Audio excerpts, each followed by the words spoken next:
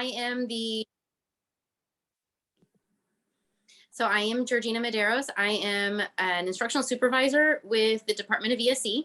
I actually support the autism programs throughout the district. So district-wide, hold on, there we go. District-wide, I support all the autism programs and supports. We have a small team, but a mighty team, and we support the 80 program schools throughout the district, and then all 340 schools as they have students with autism, and almost all of them, if they have a student with autism and they need strategies, trainings, or support, they reach out to our team as well. So when I say it's a small team, we have about 12 staff that support the 80 program schools plus all the schools in what we call like a consultation service. We support the teachers, which impacts the students there. So I've been doing that for a number of years now, but recently I've also been made supervisor over the occupational therapists and physical therapists throughout Miami-Dade. No way. Like you didn't have enough on your plate already, Georgina? Yes. Oh my Lord. So now I oversee occupational therapists and physical therapists throughout the district. So I am spending my time split between the two programs. It's really nice that it does lend itself. So now I'm able to infuse those two, the support for our students with autism, but also supporting the therapists, because sometimes those behaviors are challenging and the therapist might need some strategies as well, not in their occupational or physical therapy realm, but in just the approaching the student realm. So it's a nice, I always try to see the silver lining on everything. But I was very happy to join you guys tonight and see. I know Jen, I know a few of the other names that I saw in the email invite, some parents that I've worked with and spoken to. So any way that I can be of assistance, support, help, answer questions, take messages back, get initiatives, support as well, I'm glad to do so. Georgina, I know who you are, but by two things. One is by your description of yourself and how humble you are, just like all you teachers and paraprofessionals are. And the fact that the minute Jen DeRocher saw you, who is one of my favorite people in the world, she was happier beyond belief to see you. Yeah. And I thought it was your beard. I've worked with the district. I thought it for was a long Sam's time. beard. Yeah. And the district usually is slow in being participatory, so I appreciate you representing the district, because we were going to talk about that tonight. I appreciate it. Go ahead, Jen. Yeah, so a little background, like, so CARD is, funded by the state. We're funded through DOE. We're a discretionary project. And so we interface with the schools quite a bit in each of our districts. And we have point people in each of our districts. And Georgina, we've had various point people in Miami-Dade over the years. And, Georgina has been just such a phenomenal support for and partner in supporting our families. And we always have had a good collaborative relationship with Miami-Dade schools and the Autism Support office, but it's been even better than it ever has with Georgina kind of in charge. Literally, we have each other's cell phones. We can text each other all the time. It's like, hey, heads up, let's help this. I think the main thing that I've noticed with Jen and myself and everybody else is my goal is to support these students, these children, these families. And if that's your initiative and that's your goal and you're willing to communicate to get that to happen, then we're happy. Yeah, no, I love that you're on this committee. Georgina, it's an absolute pleasure. I'm looking forward to getting to know you, but definitely you're going to be invaluable to this group and to our education committee moving forward. And so thank you for being here this evening. Let me start by saying this, an apology from Jennifer Sando, who is a fellow committee member and wanted to be here this evening. Excuse me, I'm sorry. Reminds me to turn mine off. That's me. I know mine's on to do that. vibrate. I always forget. She wanted to be here this evening, but she's traveling with her family. Jennifer Sando is not just my colleague, but she will be taking over officially the Special Needs Initiative on behalf of the SCRC. And so she wanted to be here to introduce herself and meet all the players. But I think a lot of you already know her or know her husband and family. And we'll talk a little bit more about some of her initiatives that she'll be working on with Mari and the folks over at the Disability Affairs Board. But it is, again, wonderful to have somebody, a doer at the She is. district And here with us. And so Georgina is very, very humble, but prior to this current position, and I forget what your title was, but you were part of the Florida Inclusion Network, Finn. I was actually part of Fiddlers, which has four sections, and I supported or was part of all four prior to moving to Finn. So I have a lot of familiarity with the discretionary projects, the grants. I was in tech and HR. I did a lot of PD, a lot of parent resources, parent reach out. I just assisted with parent services and child find as well. So I'm a doer too. So I don't like sitting idle. And if there was somebody was out or they're short staffed, I would volunteer and go and assist. So I worked in all four areas. And then I went over into Florida Inclusion Network as well. And that's when we were further supporting families with getting out support to them, supporting inclusion. And then I came over into autism. Jennifer Sando, also cell phone, frequent flyer. I knew it. You know, so I'm not as familiar with her husband. I mean, I've met him, but Jennifer Sando and she'll call me just like, heads up, something's weird, or hey, I have a quick question. So I know that we trust each other. And I mean, this summer I went and spent a couple days making sure one of her children was in the right, like had the right supports in his environment. So very familiar with her as well. And I think she's wonderful. Look, as I told her, she's in good hands, this group. And I'm just going to finish with this, and then I want Mari to just tell us a little bit about what's happening with Dab. She's in very good hands because this group has always been about two things I'm proud of. We have doers almost across the board. Anybody who attends are doers in their organizations and are looking at ways to not only better themselves and what they do, but the atmosphere around them. And we really have gotten a cross section of folks from around the community to realize that this is not an issue that's related to 20% of the community, but that these are issues that relate to us all at some level, and that we have stakes in as taxpayers, as family members, as just members of a democratic society. Mm-hmm. So I'm excited about where you're going. I am not disappearing, but Jen will definitely be taking the reins and pushing things forward. She's already made a difference just in the few months she's been on the committee. But she has the full backing of the Education Committee and also our other city assets. So we should get a lot of good done. But I wanted to thank folks like Jen, like Mari, who've been there since 2015. I was actually trying to figure out what year I joined this group. No, you guys have been there since about 2015. 2016 was when the commission officially put the Special Needs Initiative as one of our projects. And I'll never forget our first meeting. And actually the only reason it ever made it onto our list of projects was when we were reauthorized our very first meeting. We had several parents, including Jen, I remember her face now, who were in the room and said, please do not forget us.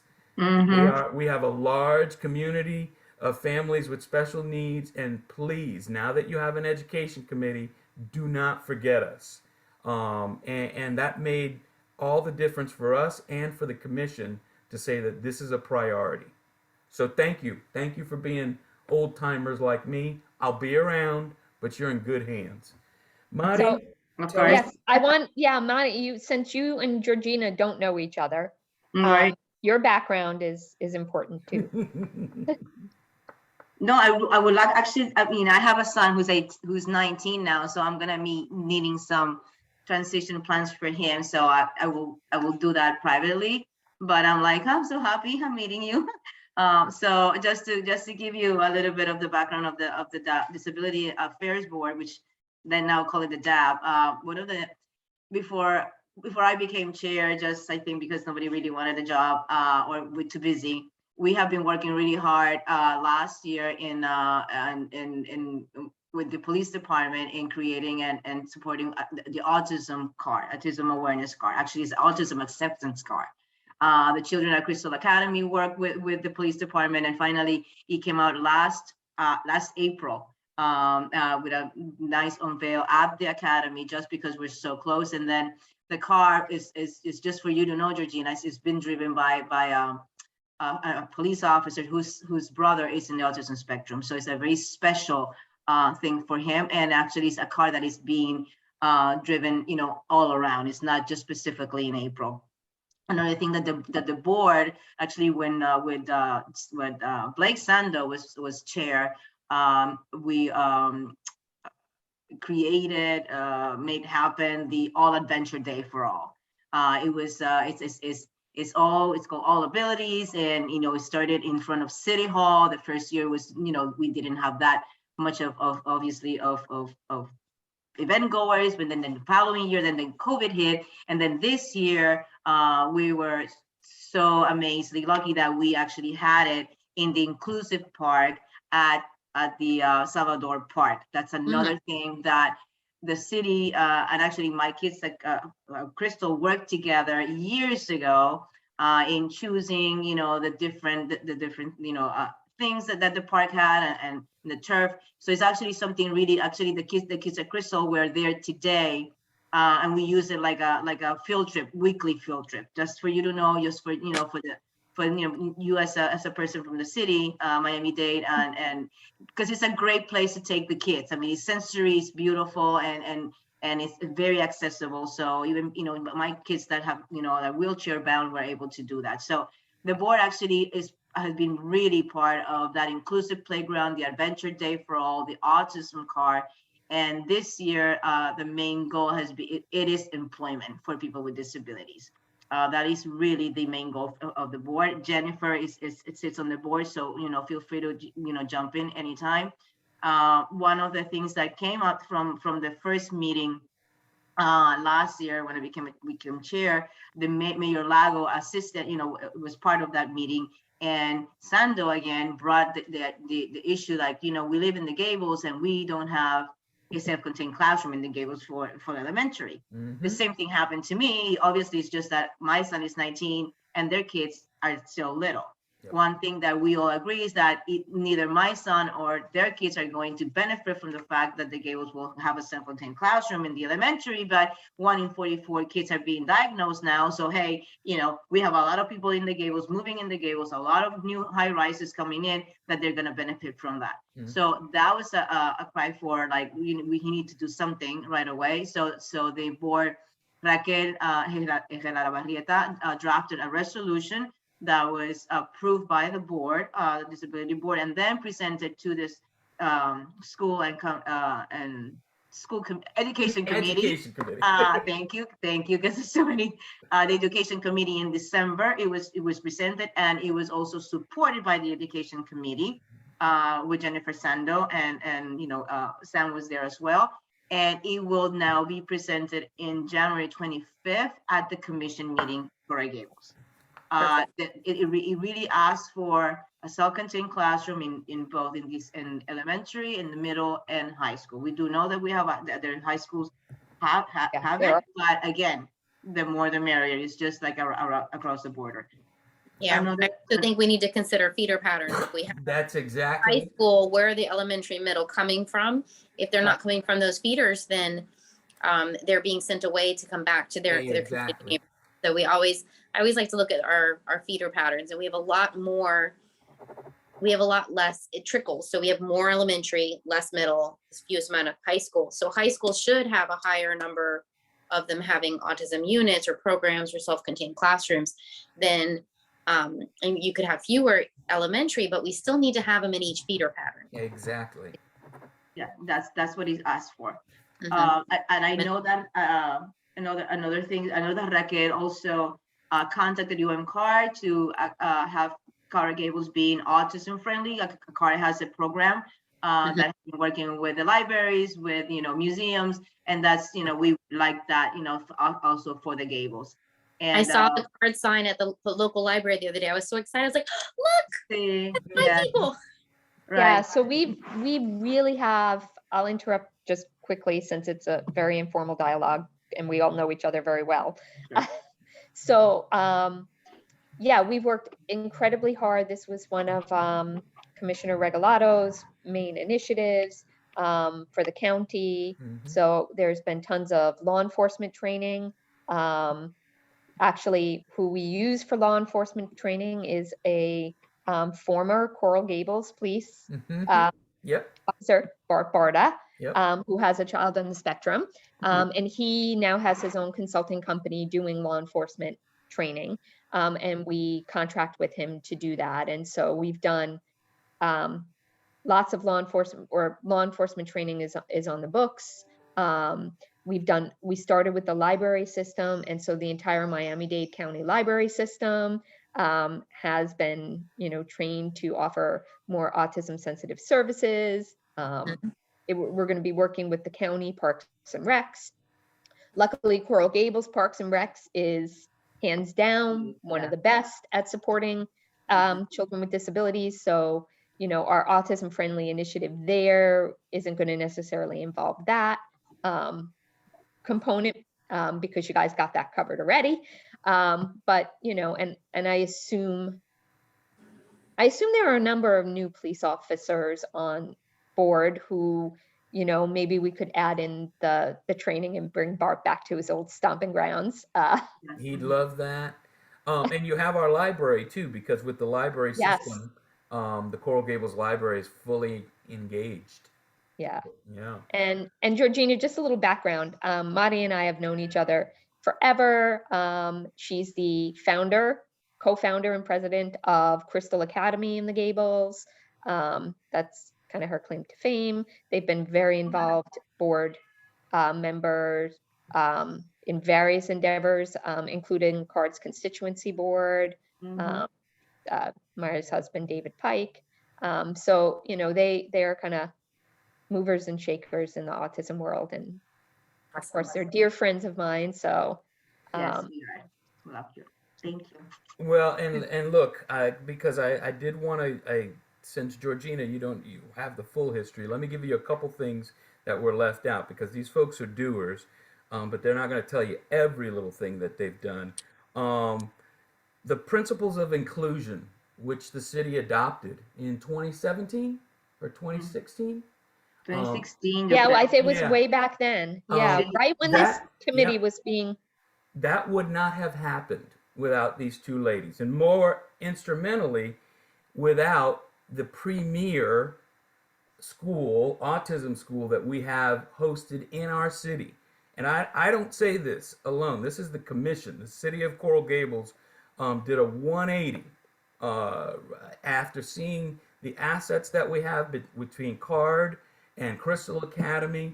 It's one of the reasons why in 2017 we went to the district and said we want to look at building a demonstration school in classrooms here in the city. We have the assets here. We'd like to work with the district to really build a great training program so that we can have self-contained classrooms in all communities. Because it's really tragic that in Coral Gables, of all places, we don't have any self-contained classrooms for our special needs families. That look, I grew up. I always tell folks I grew up in the ghetto. I grew up in an unincorporated Dade. No, there was not a self-contained classroom at Golden Glades Elementary when I was there, but I expected that. I don't expect that at Coral Gables Preparatory Academy, where my daughter goes to school. That if folks need accommodation, and I know a lot of families who need accommodation but have just gone elsewhere, just because they can afford to pay for services and pay for what they need doesn't mean they should. No, As I tell them, you're paying twice. You're paying in taxes for the schools to do it, your public schools to do it for you, and whatever you're paying privately to get it done. And that's the least or the municipality can do for you is look that we get the minimum services that are due. But if we can be cutting edge and help You're, with new you're models, not we're gonna there fight. too. You're not going to get any fights from me. I want more autism supported programs, because what I find is my schools that have the self-contained classrooms, they also create a stronger culture for my students who are not in the self-contained. Exactly. Get a situation where we have a student who doesn't need self-contained, but I still want to move him to a school that has it, because we have the culture and the support there and the understanding in the community. So I think that, yeah, and I don't want to send a child outside of his home school area, any school, no matter where it is. I want them to be able to go to the school with a continuum of services wherever they are. So you're not going to get a fight from me. In fact, I fight every year to open more programs or schools that have that self-contained units for our students with autism. And that's something that you're never gonna get me arguing against you. Yes, let's do it. I'm stuck, and I'm gonna say I'm in the system that there's a bunch of hurdles, but every year I always give like this huge wish list, and I can get a couple. I'll take them all. Take them. Take anything you can get. And I want every high school to have a program. Yeah. And I think we're being really strategic about it this time, instead of just like, oh, let's go to the district and say, oh, and then there's a lot of barriers, and my cat has decided she wants to participate in the meeting. I know. I had. That's why I muted myself earlier. My dog was being summoned, and I was like, oh, you don't need to hear bacon being called. But I think this way is a lot more strategic, right? Because there is, a city disability affairs committee, and there is a disability education / school, what is it? Committee. Education committee, yeah. Yeah, education committee. Yeah. I can never remember the whole acronym. Yeah, yeah. That's why he corrected me. That's just education committee, education and community committee. Yeah. And then this group as well, and to pass resolutions and then bring it to the commission and have the actual city say, we want this. And then what? That's my question. I mean, because this happens on the 25th, and it would be great if Jennifer could be there. And I mean, the more the merrier, right? Not everybody has to talk, but again, it's what happens, because I'm not a politician, never want to be one, but what would happen after that presentation at the commission? That's the next step. That it's how does that get allocated at the district level, Georgina? Like, how does a new one get opened? So there's just too many moving factors. You're right, this is strategic. We look at transportation, because that's always a factor, and it's a sell. And normally I actually put together the data. I pull the number, and I've done it once before for Coral Gables. So I have the data, I pulled it in the fall, because I look to see where those students are. We know there are children who homeschool is Coral Gables schools. Yes. Where are they? So I do that kind of research. I go into the data, I pull it, I segregate it, I try it the best I can to figure out their homeschool, where they're sitting. I'm looking at huge groups. So if I have 7 kids that their homeschool is Coral Gables Preparatory Academy, and they are now attending Citrus Grove Elementary because they have the program there, then I say, well, 7 kids, would that generate, would we be able to allocate a teacher and keep them at their homeschool? Then I look at other schools, Coral Gables. So I start doing that piece, because we want to look at transportation, number of students, where's the populations, so we don't move them so far out of their homeschool area. We also look at capacity. If you really just don't have the space, you don't have the space. So I know Coral Gables Prep is max. They don't have space. They just don't. They just have a huge playground. I mean, a huge, because I pass by it all the time. And that's one of the things that was discussed in the education committee when we presented the resolution. And you hear the fact that all these buildings around the school are going up. Families are moving there. Yeah, and even with current numbers, they don't have the physical locations. And you all know our autism numbers. We may have small numbers of like 6 kids can take up an entire classroom space. We can't be put in a closet. We need that classroom space. So when you look at a class of 28 kids taking up the same space that 8 kids does, we can't even just look at the numbers on a piece of paper. We gotta look at physical buildings, because other people don't understand. They don't understand that 8 kids needs the entire classroom. They tend to say, well, we have a smaller room and we need the bigger room. So we look at a number of factors: transportation, where the children naturally occur and land. If you have 2 students that need that level of support, you know, that's 2 students doesn't make a class. Right. We need, you know, so we look at the numbers of students and where they're naturally occurring, surrounding schools to see where the best is to place that. Then we look at numbers, space in the school. Coral Gables Prep, like I said, doesn't have the space. I also like to look at whether the school has a full service or a continuum of services. For example, I know that there's 100% magnet school on UM's property. And I'm just going to go and say, I've looked at all these schools. Yes, If we have a child, and I have this in some other situations, they go into a self-contained, max supported environment and they make progress. Something changes, they click, they start to need that little bit of movement out into a less restrictive. We don't have that in schools where they're 100% magnet. So that would be something that I would also, just from my own personal experience, want to make sure we keep that in a consideration. And not everybody gets all of these pieces. But for us, the 25th is presented. What I do, I don't know what's going to happen after that, because I've never had this view. But when I present and I say, these are the schools, this is the reasoning, these are the kids, then it goes off to transportation. And then it goes off to boundaries or something like that. And then it comes back to me, yes on this one, no on this one.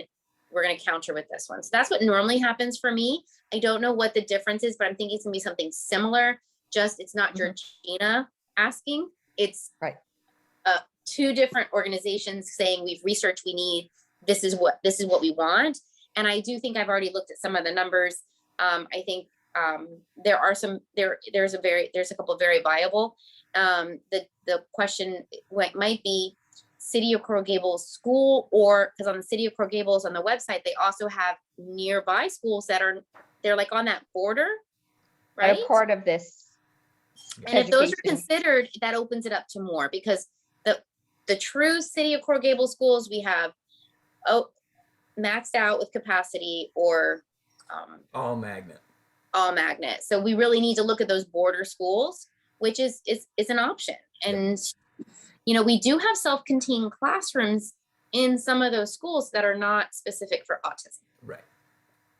George, let me tell you what's going to happen on the city side, because and with the school board member side, because really this is once the city, and it looks like it'll get a unanimous approval from the commission. Once the commission approves it, it's really approving that the mayor negotiate with the school board member finding, and we worded it as feeder pattern. We want self-contained classrooms in the Coral Gables feeder pattern, because we know there are no such thing as Coral Gables schools.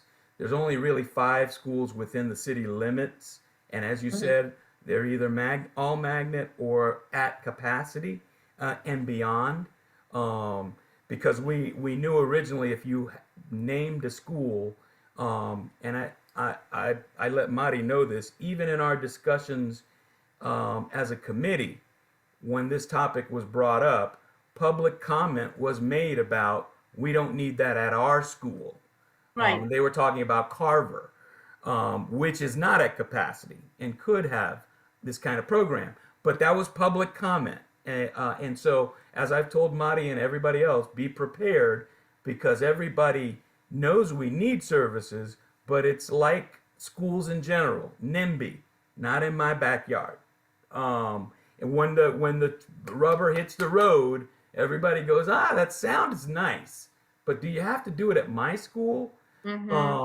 David Fairchild Elementary would be a fantastic, and that's one of we have 11 schools that our education committee is under our purview. 5 of them are city schools in the city limits. The other 6 are surrounding. So that's why we worded it looking at the feeder pattern. And like you, we know we have a Best Buddies program at the high school, but we'd like a full program at the high school and middle school level so that our parents have a bridge to the future. Mari, it will never benefit you, as you said, but some families will have this in the future. Right. Well, I just- and you know, I don't know if Fairchild is overcrowded or whatnot, but Fairchild at least has, I think, a receptive culture. They've had the pre-K LEAP program there. I know you have kids on consult at Fairchild, so that would be one that could, from a culture perspective, work out. Yeah, sure. And what we're saying is, start as a pilot. We don't need to overwhelm, everyone. We know this is a big endeavor. Oh, and by the way, one of the things we also mentioned was, because we know space is an issue, I'm involved with the Brickell project with the Southside Upper Campus project where they're building up. And actually, one of our committee members mentioned the city going into partnership with the district to actually build up on Coral Gables Prep's field because it's not used. We have a bunch of portables that are there, and we're supposed to get rid of those portables years ago and build more permanent structure so that we could house, that kind of programming. And that would mean the city investing, because that's not in the GOB, and certainly the district doesn't have the money to do building. That would mean the city investing in development. And that's in this package that we're sending off to the commission. So those are going to be part of the discussions at a school board, superintendent, and city level. That's how serious we intend it to be. Wow, that's big time. remarkable. Yeah. Yeah. From where I've been living in this city 27 years, like the lottery being ended on our schools, this is just as huge. I would never have imagined discussions of this ever happening. Yeah, when we initially choose a school, like we've been saying Coral Gables Prep, but I'm just going to say it as a name. It's never effective to jump into it with too many grade levels. In fact, what we do is we usually initially, we call it sunsetting things. I saw sun rising things. Mm-hmm. We do sometimes try to do multiple grade levels at the same time, but that's never received well. So my personal experience is, if we were to choose a school, is to start just with your initial year of kindergarten coming in. Yes. Because we want to make sure we don't want to disrupt students. And I've had it done other ways. I'm like, why are you guys doing this? If a student's already been in a school, even for a year, they become a part of that culture. And there's a real big school spirit. So definitely it's a slow process. And that means that we also don't see that impact right away, which is kind of frustrating. And I also, one classroom in a school doesn't really strengthen that culture, but by the third or fourth year, it really does. And then more staff, more students we have, the more of that, the osmosis in the air goes around. And I'm probably not supposed to say this because the previous thought is one program per school. I actually like to say, I'm willing to go into schools that have other programs, because then we share staff. Right. We have, if we go into, my favorite mixing is I don't know if you're familiar with an EBD program. Mm-hmm. They have staff that are clinicians. They deal with anxieties and stress. And they also have a lot of sensory needs, just like our students. So we can make multiple uses out of the same staff or materials or sensory gardens or anxiety paths. So I'm going to stay where I'm at for a long time, because I'm going to do what I think works for the students. And that means that sometimes I don't go with the flow. Look, I was not having a great day. I'll be honest with you. But I am so glad I met you, Georgina. Seriously. It's refreshing, which is partly why I like meeting with this group, and I loved every part of the work that we've done. Sorry about that. I wish I could quiet that, but I can't. They mentioned Adventure Day for All. The other thing they were involved in helping, which I think is more important than anything else, is building relationships. We have really very strong relationships between the organizations, outside organizations, and city boards and city staff. And we really, starting with Craig Lean, who really, I remember sitting with me and saying, this is what a great idea, and building this infrastructure. It was about building advocates and gaining advocates so that we could move efforts forward. And I So feel Georgina, like, background, Craig Lean was the City of Coral Gables attorney. He's also the parent of 2 children on the spectrum at varying levels. He's in DC now, but he was in Coral Gables for quite a while. He was also on the CARD constituency board. And so again, there's really a lot of overlap between these different groups. But Craig was amazing, and he was really on CARD's behalf the main driver of the principles of inclusion that Coral Gables adopted many, many, many years ago. Kind of a very groundbreaking. and to show you how far and how groundbreaking it is, it affects everything the city does. We last year premiered for the first time our literacy festival, and what I'm very happy about is we consulted with the Disability Affairs Board, with CARD and others, to assure that this new event for our city's constituents was as inclusive as we could make it, and as welcoming as we could make it for our families. So really, the city has gone above and beyond in so many ways to say, we see you, we hear you, we know what you need, and we back you, and we're going to get it for you. So it's great to have you on board on the team, because I know the stuff that Jen wants to do and Madi wants to do, they're going to get done. We talked about the self-contained classroom. That is going to be Jen's main focus. Not me. I mean, I'm going to focus on it. Yeah, But Jen Sando. Jen Sando. That will be Jen Sando's main focus, I know, with the Special Needs Initiative, and working in collaboration with Madi and with Madi Terry Rojas, our school board member, who's actually been a passionate person on this subject and is helping us move things at a district level. I look forward to meeting Dr. I'm forgetting your new director of ESE programs, because we had a great relationship with Dr. Goldman, who attended our meetings. Miss Abner or Angie Torres, which one There are you go, Miss Torres. Angie Torres, yeah. Yeah. Well, we'd love to. I know Jen would love to have her, and so would Dab, come and talk a little bit about the district's programs, and especially now that the Dab is going to be working on hiring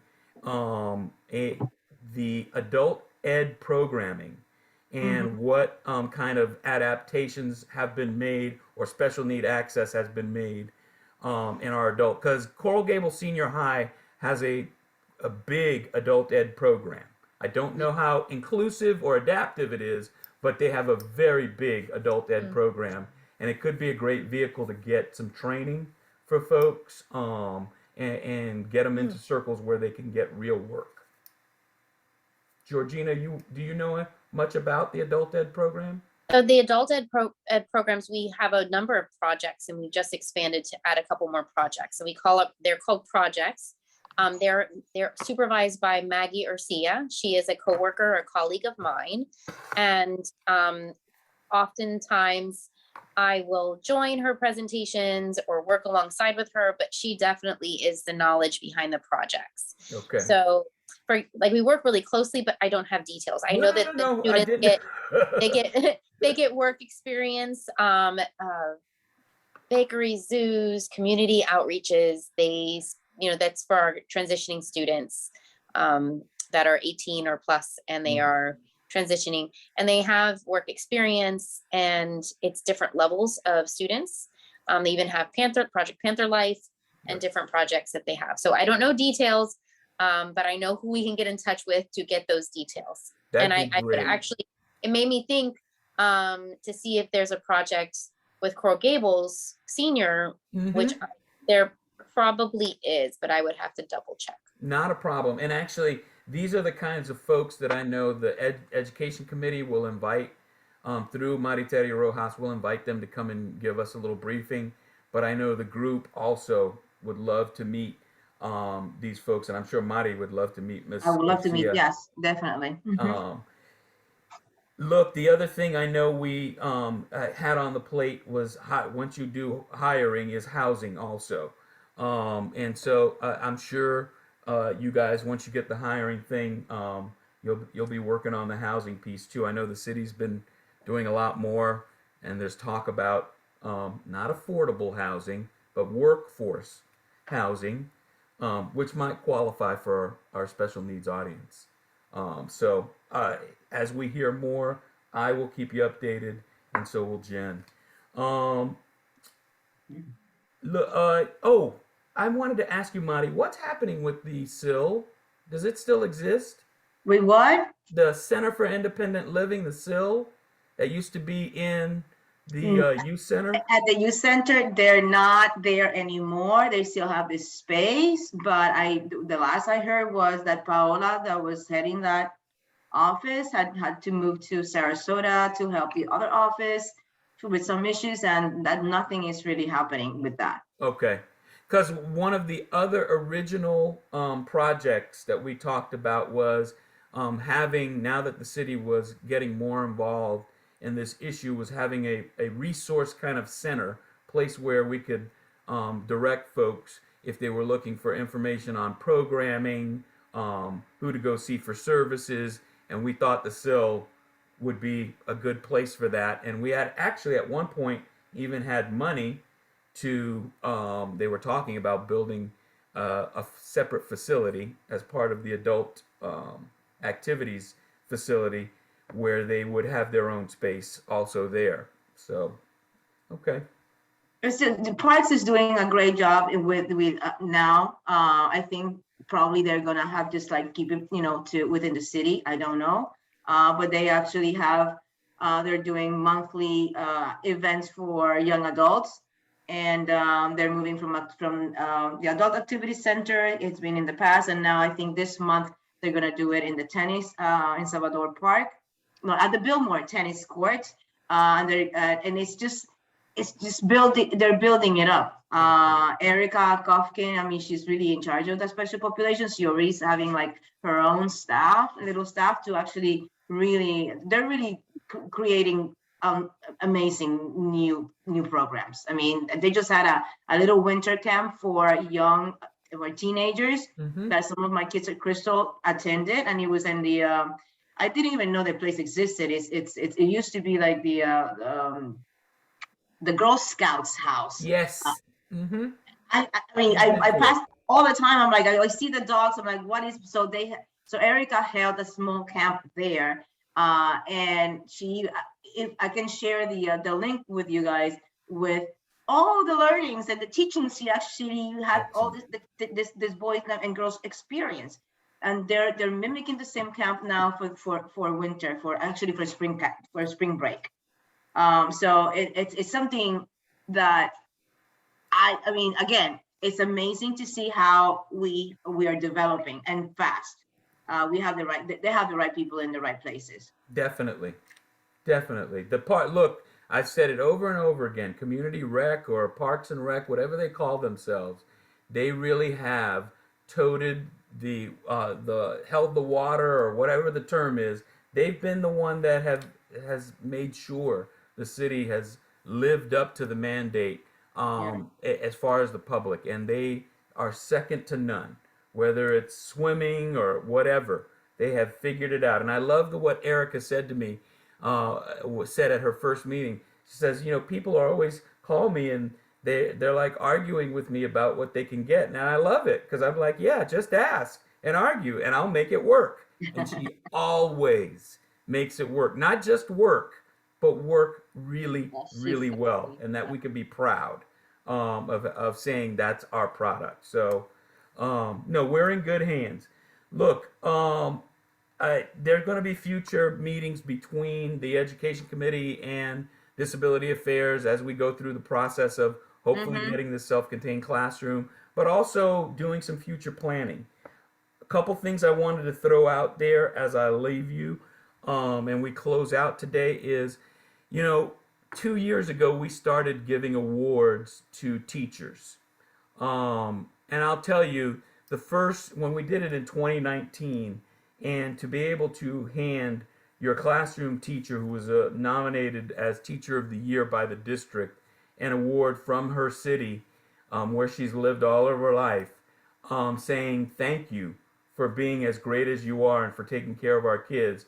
As I told the city when I first proposed it, there's nothing else like it.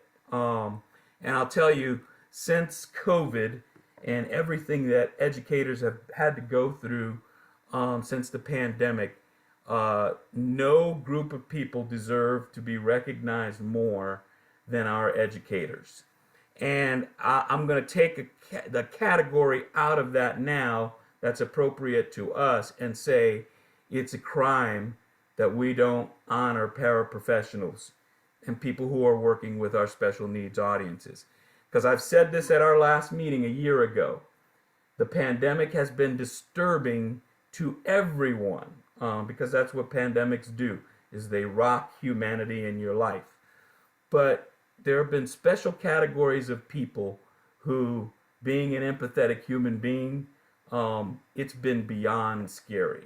Some of the discussions we've been having as a society about who gets to live, who gets treatments, who gets access, they've been downright scary and primordial. And so it reframed for me this work that we do. And it seems like a side work, but we get a lot done. And if nothing else, we make sure the issues are voiced and the voiceless have a place to express what they need. So I want, before I leave my position, because this is already public, I've maxed out my terms on the education committee with 8 years, and I'm not going to ask for a waiver. I already told the mayor, although he offered it, I don't want a waiver. I want to try something different. But before I leave, I want to propose that we officially as a city honor a paraprofessional and do it through the school system. And this one, I want us as a city to work with the school system to pick the right people every year and make sure that we include that as part of our teacher awards and education awards is what we'll call them, which are given out now annually at our literacy festival in person. So I make you that promise that I'm going to put that on the table for our education committee. I hope you'll do the same, Madi, with DAB, because I want the city to pay for an award that we hand out to our saviors, the people who work with our children. And this will be open to public and private school teachers. First thing that came to my mind when you were talking about that was, before you said the word paraprofessional, is I thought of our non-traditional educators, like our after school care. Like the City of Coral Gables has a youth center that remained open week after week, have closures and open and closures and open, and they still do their day camps and everything else. Yeah. And they need to be thanked as well. But that's what I went to my mind immediately before you said paraprofessionals, which you're correct in everything you said. Look at you trying to give the city back the award. Georgina, you're an angel. Okay, not the youth center per se, but the you're an angel. After school care. No, look, not only do they get paid to do it, and they're as humble as you are. Carolina would say, don't give me any awards. This is our job. We do it well. We love it. But we're going to get as I told her, we will get them awards also, because you're right. And here's what I love. We're the third leg of the stool. I worked in museums, by the way. So I know about the museum program where we do bring in interns from the adult ed program. And we work with Best Buddies, by the way, who help do our training and make sure that we're fully inclusive. So no, I get what you're saying, and we'll honor the aftercare folks, but we really do. Those paraprofessionals, and I know the district does an annual award for award ceremony for paraprofessionals, and I know I don't know if it's one per region or how it works, but as a city, because of all the work that we've been doing, it would mean so much. I know looking in those people's eyes to say, what? The city that I work in recognizes me and sees that I'm here, and make a difference. It will make all the difference in the world. So You know what we a good venue for that would be the November, and this is a chamber event. Coral Gables Chamber, the education breakfast is in November. And this year, I mean, not last year, was the first time that actually at least one of my kids at Crystal was there giving the Pledge of Allegiance. He really loves doing that. So it was great for everybody. I mean, Enrique Regalado really nailed it, you know, talking about employment, you know, because she was the speaker at that breakfast. So it was great. So that could be a great venue to do this, you know, as part of that month of education. Just an idea. Not only no. And look, I think it's also strategic because we need the chamber to help us out with this hiring issue and getting the business community comfortable to start hiring from this community, because a lot of it is, and we're working on it with our high schoolers, is them feeling comfortable that they're not doing a favor by bringing in these folks to work, that they're going to get the same productivity. But yes, you'd have to make it adaptive, and there are things you're going to do on your end to make it work, but nothing that's going to be overtaxing. And that's been an issue because we really haven't, and I'm always very flat and honest, the chamber has been an issue. Because we don't do the teacher awards at the chamber breakfast anymore, the education breakfast, because again, we wanted to be as inclusive as we can, and we don't want it to feel like a recruitment event. We wanted these folks to feel like they're really being honored by their municipality and their city, and people who appreciate them and want to honor them. And that's not always the case with the business community. Well, they're getting there. I mean, they had Regalado, and she used that floor really expertise. And again, because of that, and I'll let you guys know. I mean, we were supposed to have our meeting this week with her as a speaker on that subject on unemployment for people with disabilities. It got canceled, unfortunately, because of COVID. But we're trying to reschedule this for February 18 at 4:30. It's not confirmed yet, Sam. Okay. I was waiting for Raquel to confirm. But I will let you guys know, because I mean, everybody was looking forward for this meeting. The city manager of Coral Gables was going to be there. The mayor was going to be there. The city attorney was going to be there. Commissioner Ronda which is great because they need to listen to her. I mean, she was going to talk about the initiative called Opportunity Miami that she's working on. And the Beacon Council that, you know, she's part of now. So she has this good initiative that we really want to see how we can support that. I spoke to Mark, and it was a miscommunication. I thought Raquel had invited Mark Throwbridge from the Chamber of Commerce, and Mark's like, well, I'm going to try to make it. So it's going to work out. So, you know, as soon as we get the go ahead from the city that this is the date, we're going to try to get somebody from the chamber, mostly Mark, to attend that talk. Definitely. Excellent. And you know, you've got fully my support. Before we close out, anybody have any news and notes, anything we should know about?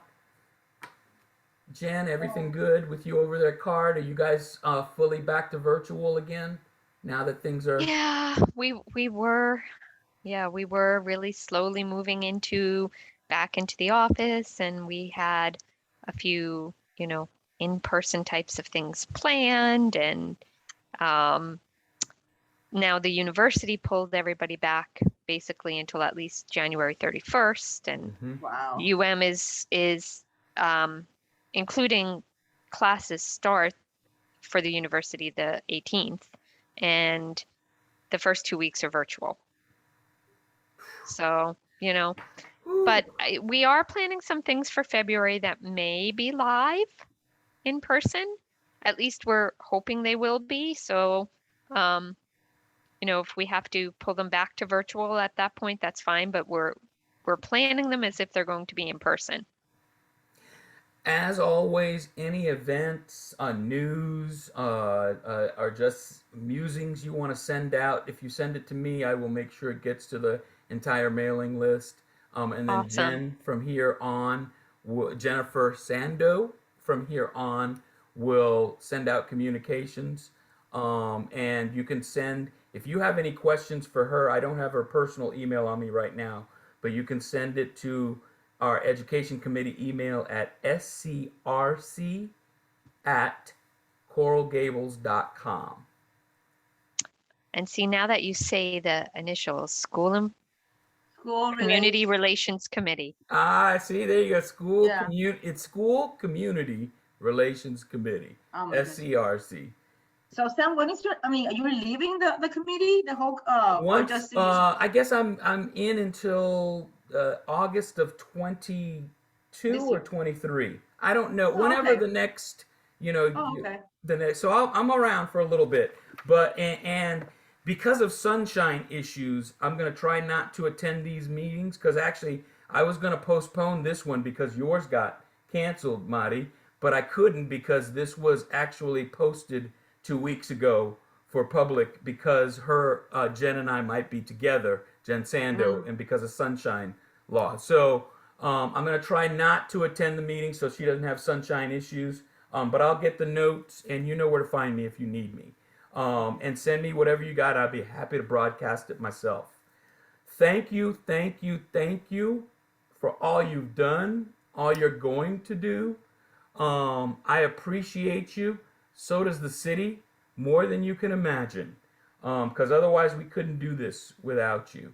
Well, thank you. And I'm going to leave you with this. I just finished Jane Goodall's The Book of Hope, and I'm now a believer.